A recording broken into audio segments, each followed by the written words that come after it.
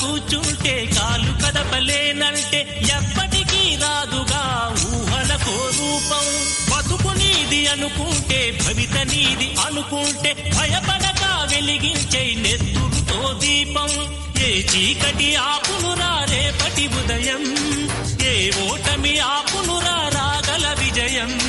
కాలమే నీ పథం, కోరికే నీ రథం, చేయరా సాహసం నీ జయం నిశ్చయం. అనుకుంటే కానిది ఏమున్నది, మనిషి అనుకుంటే కానిది ఏమున్నది.